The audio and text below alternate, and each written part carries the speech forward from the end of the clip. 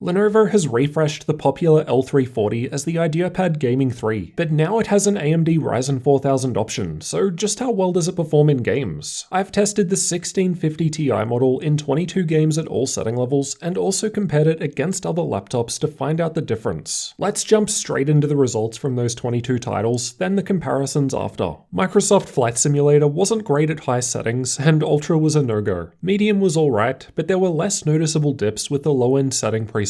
Death Stranding was around 60 FPS with the highest setting preset. It was running okay, and there wasn't all that much of an improvement comparatively with the lower settings. Red Dead Redemption 2 was tested using the game's built-in benchmark tool. It's not possible to run at ultra settings due to the 4GB VRAM limit of the GTX 1650 Ti graphics. Otherwise, the results are only just ahead of the 1650 in the Nitro 5 I recently tested. Battlefield 5 was tested in campaign mode. High settings was just able to get us 60 FPS, though the 1% low received a nice 52% boost here when compared to the highest ultra preset. I'll compare this laptop against others in this game soon. Control was tested with RTX disabled, as we've just got GTX hardware here. I don't think this one needs a super high frame rate to play, but the low setting preset was needed if you want an above 60 FPS experience. Shadow of the Tomb Raider was tested with the built-in benchmark. Medium settings were needed to hit 60 FPS in this test, but we could surpass this by a fair bit if you're willing to run at lower levels. This is another title I'll use to compare on other laptops shortly. Apex Legends was either tested with all settings at maximum or all settings at the lowest possible values, as it doesn't have predefined setting presets. It was playing fine at max settings, but we could better utilize the screen's 120Hz refresh rate with lower settings. Call of Duty Modern Warfare was tested in campaign mode with either max or min settings for the same reason, but this time even with everything at the lowest possible settings, we're just a little above 60 FPS. Fortnite was tested with the replay feature, and as a less demanding game, even the highest settings were above 60 FPS, while medium would put the frame rate above the screen's refresh rate, then low boosted even the 1% low above this. CSGO was tested with the Uletical FPS benchmark. The game runs on basically anything, and the frame rates are definitely acceptable, so moving on. Dota 2 was tested playing in the middle lane with bots. Interestingly, the results at Ultra were a fair bit lower than the 1650 in the Nitro 5 I recently tested with the same CPU. But again, either way, still no problems at all running it. Overwatch was tested running through the practice range. This is another less demanding esports title, so ultra settings is still able to hit average FPS above the screen's refresh rate, while high settings was near that 120 point for the 1% low. Rainbow Six Siege was tested with the built-in benchmark using Vulkan. There's only minor performance difference between the two top presets, while the averages from high are still about the same. Still though, easily past 100 FPS without issue. Metro Exodus was tested using the built-in benchmark.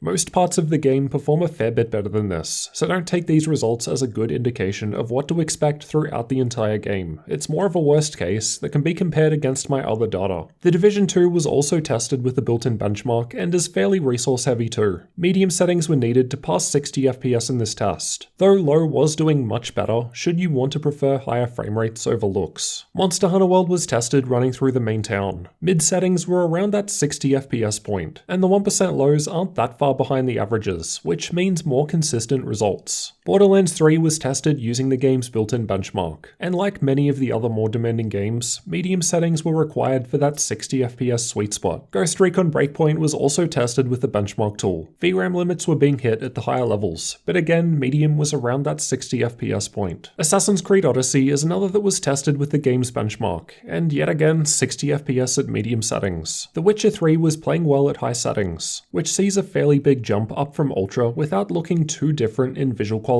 in my opinion. F1 2019 was tested with the benchmark tool and sees similar behavior. A nice jump dropping down just one level from max, and this would better take advantage of the 120Hz screen. Far Cry New Dawn was also tested with the game's benchmark. Not that big of a difference between the presets, and high settings was still above 60 FPS. Now let's take a look at how the Ryzen-based IdeaPad Gaming 3 compares against other laptops. Use these results as a rough guide only, as they were tested at different times with different drivers. I've tested Battlefield 5 in campaign mode at ultra settings, and the IdeaPad is highlighted in red. Interestingly, it's a fair bit behind the Asus TUF A15 with the same CPU and GPU combination 2 spots ahead of it. This is only my second 1650 Ti laptop though, so not too much else in the way of direct comparison yet, but at least it is above all of the 1650 results. These are the results from Far Cry 5 with ultra settings in the built-in benchmark. This time the IdeaPad was ahead of the TUF, so it could just be a bad result in BF5. It's also beating beating the 5500M in the Alpha 15. Granted, that machine does also have the much worse 3750H processor. Otherwise, it's a bit of a jump up to the next tier, being the 1660 Ti Max-Q. Shadow of the Tomb Raider was also tested with the game's benchmark tool with the highest setting preset. The TUF with the same CPU and GPU was a couple of frames ahead, so nothing major, but it's still ahead in 2 of the 3 games we've compared, at least in terms of raw gaming performance anyway. Speaking of a couple of frames, that's the same amount the IdeaPad was ahead of the cheaper Nitro 5 with 1650, so not all that different. In many games, we needed medium settings to hit that 60 FPS sweet spot, which is also something I've noticed when testing GTX 1650 laptops previously. It doesn't seem like the Ti really offers that much of a performance boost. I'm still trying to get 2 of the exact same laptop with those 2 GPUs so I can do a fair comparison. It of course depends on the game. Esports titles, for instance, do much better, but for say AAA games, for a good experience, you'll need to sacrifice some graphical settings, or otherwise instead consider something that's more of a step up, like the 1660 Ti, budget permitting of course. Unlike the Nitro 5, or even more expensive RP15, the IdeaPad Gaming 3 does have FreeSync, with a 60 to 120Hz FreeSync range, so smooth tear-free gameplay is an option. Here are the screen response time results for the 1080p 120Hz panel. The average gray-to-gray response time was around 15 milliseconds, so not ideal. We want to see an 8.33 millisecond time for all transitions to occur within the refresh window. I've got a link in the description explaining what all of these numbers mean. I've only had 2 other 120Hz panels for testing since buying the tools to measure screen response time. Both the Asus G14 and Razer Blade Stealth 13 had slower response times, but 14 and 13-inch gaming panels are also far more limited compared to 15 inches. Anyway, this definitely isn't as bad as those, it's just nothing amazing. I hope this has been useful. Lenovo weren't able to provide me with this laptop, so I ended up buying it due to a high number of requests. Shout out to the Patreon members who help me cover popular models like this that you all want to see. I'll leave a link in the description if you want to join us in Discord or check out some behind the scenes videos. Anyway, let me know what you thought of the Lenovo IdeaPad Gaming 3 gaming performance down in the comments. And if you're new, then definitely get subscribed for the upcoming full review video where I'll show you absolutely everything about this laptop.